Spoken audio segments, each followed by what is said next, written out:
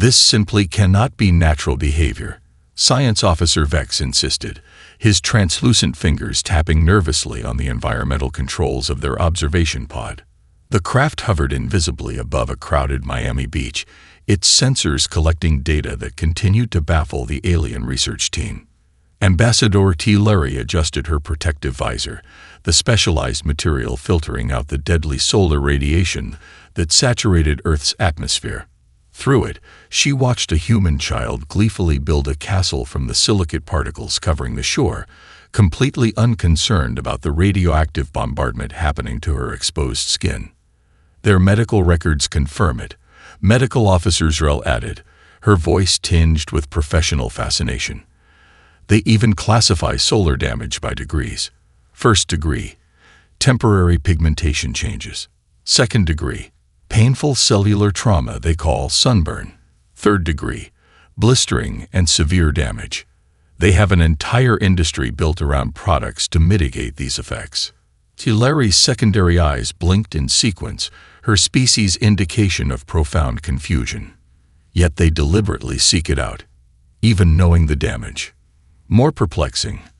Communications specialist Keth interjected. Their historical records show they once worshipped solar radiation sources as deities. Multiple cultures independently developed sun gods and rituals to honor the very force that damages them. The aliens fell silent as their scanners tracked a pair of humans who had just applied some sort of lotion to their bodies before stretching out on elevated platforms directly in the path of maximum radiation exposure.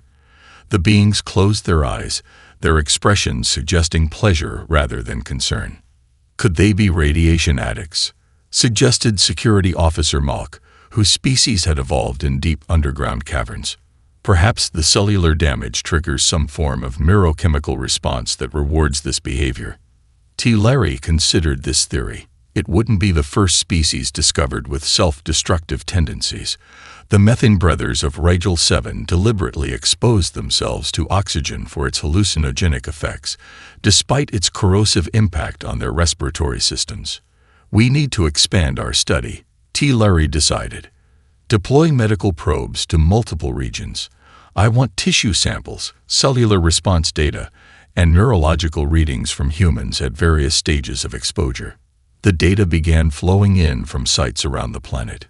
Beaches in Australia, outdoor cafes in Paris, hiking trails in Canada, crowded markets in India. Everywhere, humans casually exposed themselves to radiation levels that would require immediate medical intervention for any collective species. Ambassador, Zrel's voice took on an urgent tone.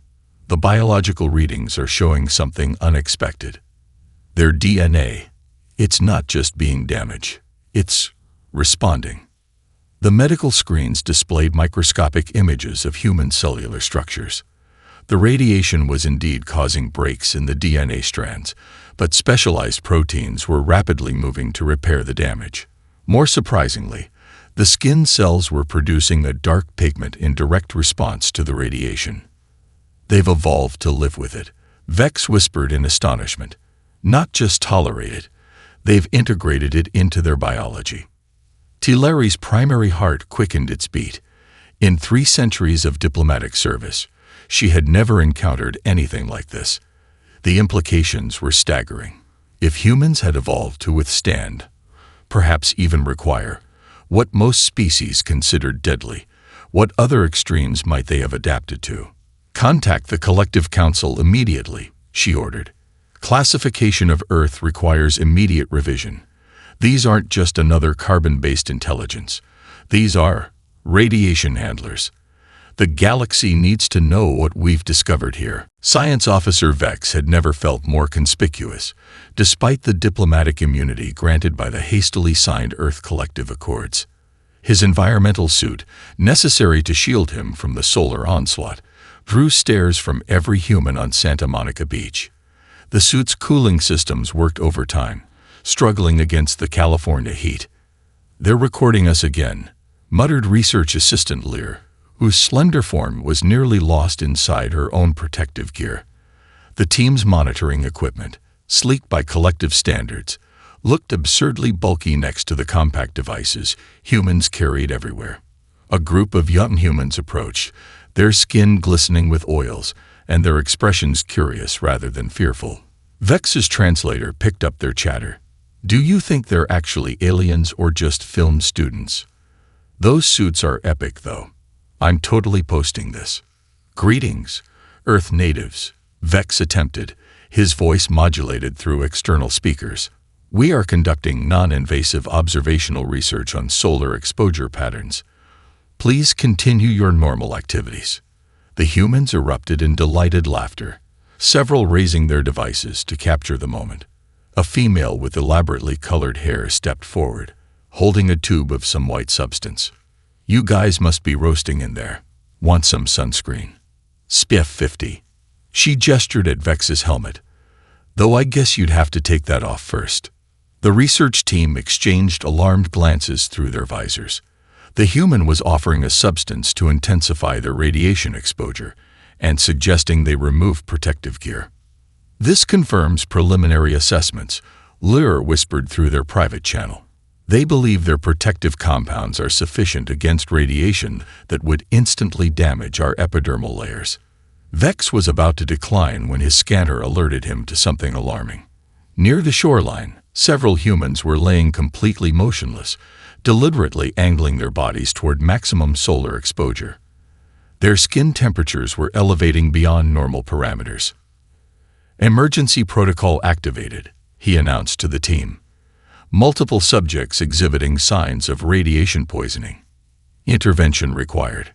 Before anyone could stop him, Vex rushed toward the sunbathers, his awkward suit kicking up sand. His team followed, deploying emergency radiation shields from their packs. Citizens of Earth, you are in danger. Vex called out as he reached the first prone human, a middle-aged male with reddening skin. Our scans indicate dangerous levels of DNA damage occurring in your epidermis. The man looked up, confused, as Vex activated a portable radiation dome over him. Along the beach, the research team was doing the same for other sunbathers, creating bubbles of protection that blocked the sun's deadly rays. The scene quickly descended into chaos. Lifeguards blew whistles, running toward what they perceived as harassment. Sunbathers struggled to escape the protective domes, their faces showing not gratitude but anger. What the hell, man? Shouted the male under Vex's dome. I paid $40 for this cabana spot. Through the growing commotion, Chief Medical Officer Zin's voice came through on their comms. Fascinating development. Our tissue analysis shows their cellular damage triggers the production of melanin, a biological radiation shield. They're literally transforming radiation damage into protection. Vex had no time to appreciate this discovery. A lifeguard was now attempting to deactivate his radiation dome, while beachgoers surrounded the research team, recording every moment of their failed rescue operation. Stand down, came Ambassador Larry's voice over the comm. Cultural misunderstanding in progress. Return to the ship immediately. As the team retreated under the bewildered stares of humans, Vex realized they had gravely misunderstood something fundamental about this species. These weren't radiation victims. They were radiation adapters. 17 million views in 6 hours, groaned United Nations Ambassador Chen as she slid her tablet across the conference table. The footage played on repeat. Alien researchers in bulky protective suits frantically throwing dome shields over bewildered sunbathers, while a lifeguard attempted to tackle one of the visitors. Someone had added cartoon sound effects and a bouncy soundtrack. And that's just on one platform.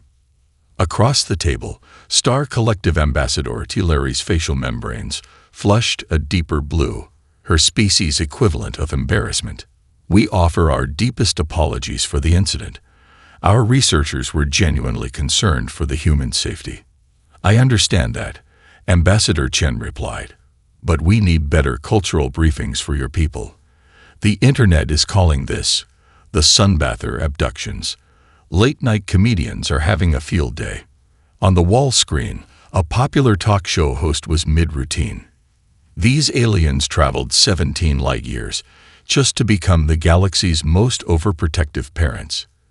You'll get a sunburn, Timmy. Into the radiation dome with you. The audience roared with laughter. Meanwhile, across Earth, humans were reacting to the Star Collective's well-intentioned public health announcements with a mixture of amusement and creativity. In London, a flash mob of people in makeshift alien costumes rescued sunbathers in Hyde Park. In Rio, beachgoers wore custom t-shirts reading "Abduct Me. I'm getting crispy." Street vendors in Tokyo sold alien-approved parasols with comical radiation warning symbols. The misunderstanding had sparked something unexpected.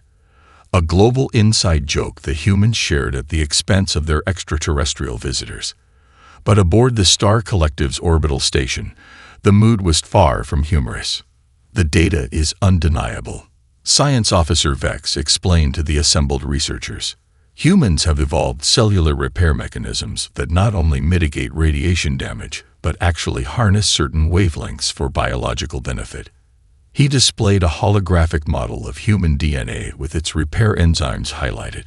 Their medical records confirm they suffer long-term damage from excessive exposure, yet moderate amounts trigger vitamin synthesis essential to their skeletal development. How is this possible? Asked a visiting xenobiologist from Proxima Centauri. No known spacefaring species evolved under such conditions. Perhaps that's why we never discovered them earlier, suggested Medical Officer Zrel. We've been avoiding star systems with this radiation profile. The implications rippled through diplomatic channels faster than official communications could manage. 3 prominent military powers in the Sagittarius Arm placed their fleets on heightened alert after analyzing the sunbather footage. A species that willingly exposed itself to what they considered lethal conditions must possess either incredible resilience or a completely alien psychology. Both possibilities warranted caution. Tourism requests to Earth surged as news spread. The most popular destination package, marketed as Solar Bathing Experience, witness the Radiation Dancers, sold out within hours despite its exorbitant price. Safety waivers warned visitors that humans engaged in extreme biological behaviors that should not be emulated.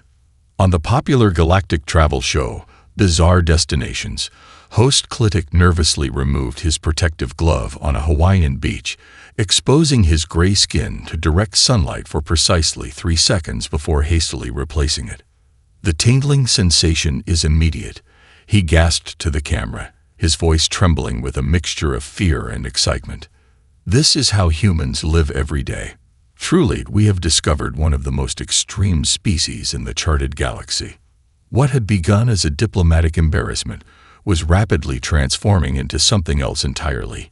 Humanity's unintentional audition for the galactic stage, with sunscreen and beach towels as their unlikely props. Dr. Aisha Patel adjusted the settings on the holographic microscope, bringing the cellular samples into crisp focus.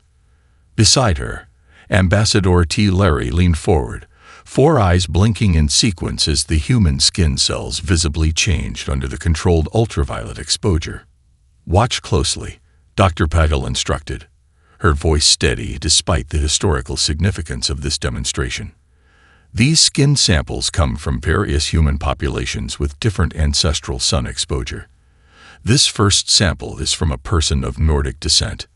The pale skin cells on the display reacted quickly to the radiation, showing immediate DNA disruption followed by repair mechanisms activating. Small organelles within the cells began producing melanin at a modest rate. Now compare with this sample from a person of Nigerian descent, Dr. Patel continued, splitting the display. The second sample showed similar repair mechanisms, but vastly more melanin production already present. Their ancestors evolved near the equator, where solar radiation is most intense. Their cells produce more melanin as a baseline protection. Ambassador T. Larry's breathing apparatus made a soft clicking sound as she processed this information. Your species developed regional adaptations to radiation levels. Precisely, nodded Dr. Patel.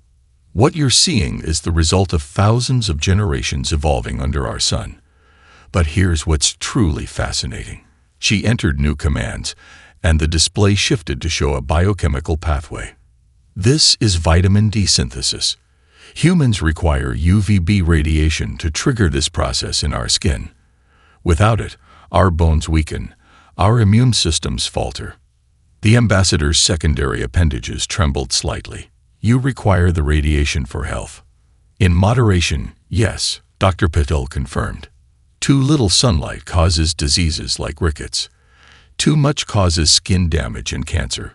We evolved in this delicate balance. For us, sunlight isn't a deadly force. It's a necessary environmental factor we've adapted to utilize. She pulled up her sleeve and positioned her arm under a small, controlled UV emitter. I can demonstrate. Ambassador T. Lurie instinctively moved back, protective instincts flaring. You would willingly expose yourself. It's perfectly safe at these levels, Dr. Patel assured her. She activated the device, bathing her brown skin in ultraviolet light. My skin contains melanin that's absorbing harmful radiation right now, while allowing enough through to trigger vitamin D production. My DNA is being damaged and repaired constantly. It's a dynamic equilibrium we've evolved to maintain. The laboratory had become crowded as word spread through the diplomatic compound. Alien scientists from a dozen worlds watched in stunned silence as Dr. Patel calmly allowed radiation to bombard her exposed skin. This changes everything we understood about potential evolutionary pathways, whispered Chief Xenobiologist Zex. Their biology incorporated a planetary hazard instead of avoiding it. Ambassador T. Lurie stepped forward again, fascination overcoming caution. Dr. Patel, our preliminary surveys identified 57 habitable worlds in this galaxy. We excluded nearly 30% because of radiation profiles similar to Earth's. We assumed no complex life could evolve under such conditions. Dr. Patel smiled, turning off the UV emitter. Then perhaps humans are suited for worlds you never considered habitable. Our adaptation to radiation might make us uniquely qualified to explore these places. The implications hung in the air between them. A species that evolved with radiation tolerance could potentially colonize worlds deemed uninhabitable by galactic standards. Humanity's perceived weakness suddenly appeared as an extraordinary evolutionary advantage. Your people don't just tolerate solar radiation, Ambassador T. Lurie said finally, mandibles clicking in what the translation software identified as profound respect. You've evolved to feed on it. This changes your classification in our biological archives. Dr. Patel raised an eyebrow. Oh, and what are we now? Stellar metabolizers, the ambassador replied. The first we've ever encountered. The emergency alert blared through NASA's mission control, jerking Flight Director Layla Hassan from a brief moment of rest. Red warning symbols flashed across the primary screen as data streamed in from deep space monitoring stations. Star Collective Science Vessel Luminary in critical distress, announced the communications officer. Position: Mercury orbit, trailing side. Shield collapse reported. Radiation exposure at fatal levels for the crew. Layla scanned the incoming telemetry with growing concern. The alien vessel had been conducting solar observations when its primary radiation shield had catastrophically failed. Mercury's proximity to the sun meant the ship was being bathed in radiation levels that, while dangerous for humans, were immediately life-threatening to the Star Collective species. How long do they have? She demanded. Their medical officer reports approximately 4 hours before cellular degradation becomes irreversible. They've retreated to the vessel's core, but secondary shielding is already at 30%. Captain Maya Chen, who had been preparing for a routine supply mission to the International Lunar Base, stepped forward. We can reach them in 3 hours with the Artemis VI. We just completed radiation shielding certification last week. Those shields are rated for human tolerance, Layla pointed out. They're insufficient for the Star Collective's biology. We don't need to shield the ship to their standards, Maya replied, eyes bright with realization. We just need to get there and repair their shields. Our bodies can handle the radiation exposure long enough to complete the work. The mission came together with frantic urgency. While diplomats secured emergency clearances, Maya assembled her crew, all volunteers, fully briefed on the radiation risks they would face. This will be approximately 12 times the maximum safe occupational exposure, Dr. Kim warned as the crew suited up. Your cells will sustain damage. We can mitigate most long-term effects with the new CRISPR treatments, but it won't be pleasant. Lieutenant Rodriguez checked his dosimeter. Those aliens would die in seconds under these conditions. We can last hours. Seems like a fair trade. 3 hours later, the Artemis VI approached the stricken alien vessel. Through the viewport, Maya could see the damage. A jagged hole in the luminary's primary shield array, where a micrometeorite had struck at precisely the wrong angle. We're receiving their repair protocols now, her engineer reported. The components are unfamiliar, but the principles are standard. We can do this. Maya nodded. Suit up. Remember, we work in 15-minute rotations. No heroics. The airlock cycled, and Maya led the first team across to the alien ship. The moment they cleared the Artemis's shields, their radiation sensors screamed warnings.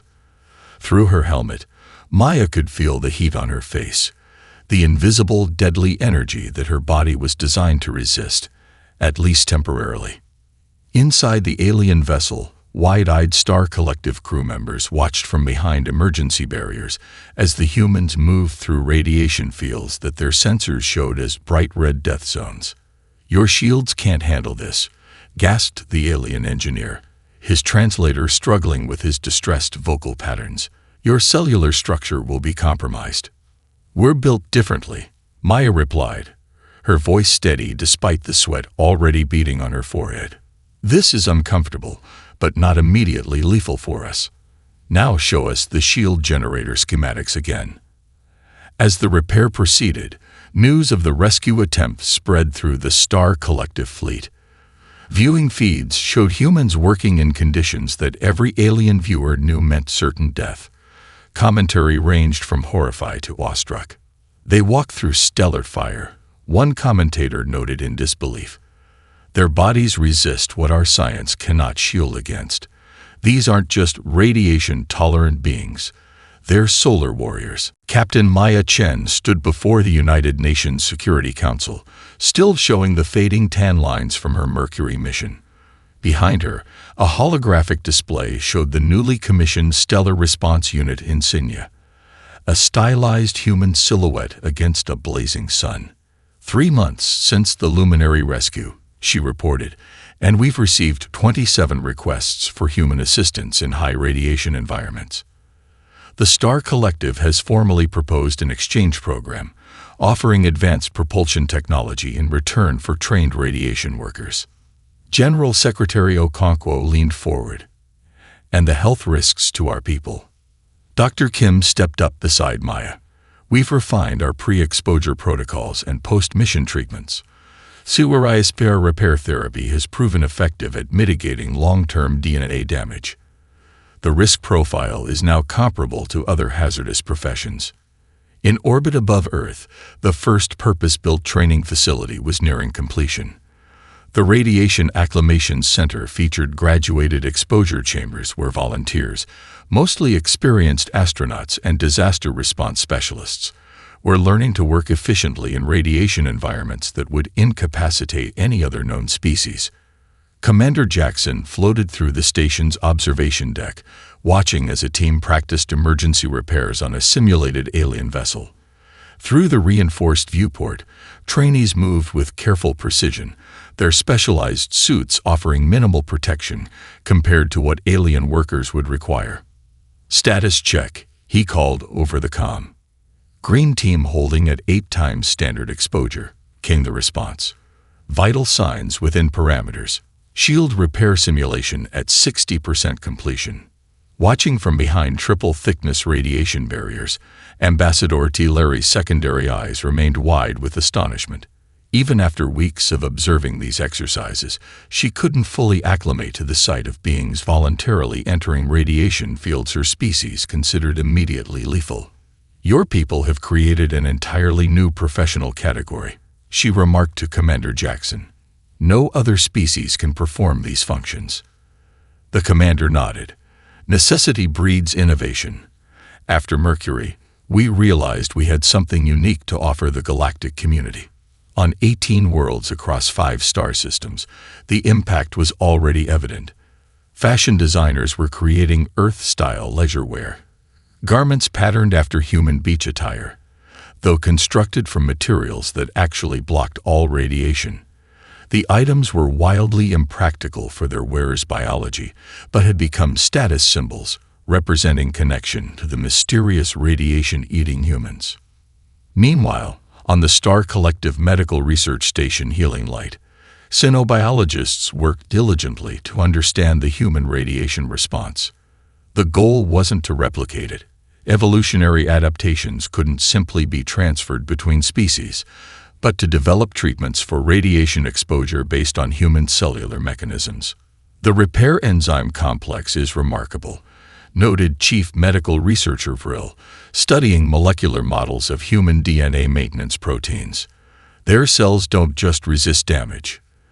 They expect it, prepare for it, and efficiently manage it as part of normal function.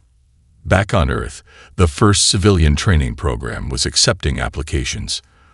The requirements were stringent. Participants needed exceptional health markers and genetic screening for radiation resilience. But the compensation was extraordinary. A 6-month tour on a stellar maintenance crew could earn enough to purchase a home outright.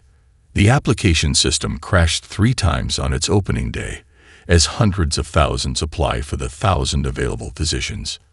We're not just trading labor for technology, Maya explained to the Security Council as she concluded her presentation. We're establishing humanity's first unique contribution to galactic civilization. They have faster-than-light travel and antimatter production, but we have something they consider almost mystical, the ability to work in the fire of stars. The beaches of Bali had transformed. Alongside human sunbathers stretched rows of transparent domes containing alien tourists, their environmental suits modified with viewing ports that allowed them to experience Earth's sunshine at safe distances. Beach vendors now offered specialized services, radiation intensity meters for rent, optimal tanning position consultants, and solar experience guides who helped visitors adjust their protective settings to safely simulate the human sunbathing experience. Tourism Director Wayan Sutija surveyed the scene with satisfaction. 6 months ago, we were just another beach destination. Now we're an interstellar attraction. Our bookings are solid for the next 3 years. The economic impact rippled across Earth. Coastal regions that had once feared rising sea levels now built specialized visitor centers with radiation gradient zones, allowing aliens to experience incrementally stronger solar exposure based on their species' tolerance. Desert tourism boomed, with the Sahara and Movav hosting extreme radiation retreats where the bravest alien visitors could observe humans hiking and camping under the unfiltered sun. In orbit, human engineers put the finishing touches on Helios 1, the first human-designed starship incorporating principles that embraced rather than merely shielded from stellar radiation. Its revolutionary power system utilized specialized panels that functioned optimally in high-radiation environments other species avoided. Chief Engineer Rodrigo Mendez gestured toward the ship's unique external structure. The Star Collective builds vessels that hide from stars. We designed one that thrives in their presence. Helios can safely navigate stellar regions they consider suicide zones. Ambassador Tilari, touring the vessel alongside a delegation of collective scientists, studied the technical specifications with fascination. Your navigation charts mark high radiation routes as preferred pathways rather than hazards. Exactly, Rodrigo nodded. We can travel through stellar regions that your ships avoid, creating shortcuts through the galaxy. What you see as danger zones, we see as express lanes. Meanwhile, on the mining outpost orbiting HD 156,026, human specialists worked the outer zones where radiation levels exceeded safety parameters for the station's primary species. Their specialized suits offered modest protection, but relied primarily on the workers' natural resilience. The minerals they extracted, rare elements that formed only under intense stellar bombardment, commanded extraordinary prices in galactic markets. Station Manager Cattell watched from the safety of the command center as human teams moved through radiation fields his monitors displayed as danger zones. Before they arrived, we could only operate at 30% capacity. These solar walkers have tripled our production. The economic analysts at Earth's Interstellar Commerce Division projected unprecedented growth. Humanity had entered the galactic economy not as technological equals but as biological specialists, filling a niche no other species could occupy. At Harvard University's newly established Department of Xenobiology, researchers worked with alien counterparts to understand the full potential of human radiation adaptation. Their latest discovery had caused excitement across both human and alien scientific communities. Under certain conditions, human cells exposed to specific radiation wavelengths demonstrated enhanced mitochondrial efficiency. "We're not just tolerating solar radiation," explained Dr. Jamal Khoury to a mixed audience of human and alien students. "We're processing it as a subtle form of energy. In evolutionary terms, we've developed a limited form of photosynthesis, not enough to replace food, but sufficient to supplement our cellular energy systems in ways we're only beginning to understand." The implications were profound. Humans weren't merely adapted to survive radiation, they derived benefit from it in ways that bordered on metabolic. The galaxy had discovered not just a radiation-resistant species, but one with a fundamentally different relationship to stellar energy than any previously encountered civilization. The National Mall in Washington, D.C. had never hosted such an extraordinary gathering. Beneath the open sky, representatives from 27 spacefaring civilizations assembled for the formal recognition ceremony. Most wore environmental suits with the new adaptive shielding technology, still bulky by human standards, but revolutionary for species that once couldn't tolerate even moments of Earth's solar radiation. President Michaels welcomed the delegates with a simple gesture that held profound significance. She spread her arms toward the sky, palms upturned to the sunshine streaming down upon them. Several alien dignitaries mimicked the motion, their protective gear allowing them this small connection to the experience that had defined humanity's evolution. 5 years ago, we discovered we weren't alone in the universe, the president began. Today, we celebrate that the universe has discovered something unique about us. Ambassador T. Lurie approached the podium, her ceremonial robes glittering with symbols representing stellar systems throughout the star collective. The adaptive shielding around her face was nearly transparent, allowing her 4 eyes to meet the gaze of the human leaders without the thick barriers that once separated their species. When we first observed humans exposing themselves to solar radiation, we believed we were witnessing ritual self-harm, she said, her translator conveying the humor in her tone. We could not comprehend that what kills us nurtures you. This fundamental difference seemed an insurmountable barrier to understanding. She gestured to the gathered representatives. Yet here we stand, different biologies finding common ground. The Star Collective has created a new designation in our biological archives. Earth is now classified as home to stellar harmonizers, beings whose evolution embraced the very forces most species evolved to avoid. From a ceremonial container, she produced a crystalline object that caught the sunlight, splitting it into precise wavelengths that danced across the assembled crowd. This stellar resonance crystal is attuned to the specific radiation signature of your sun. It symbolizes that what once divided us now connects us through understanding.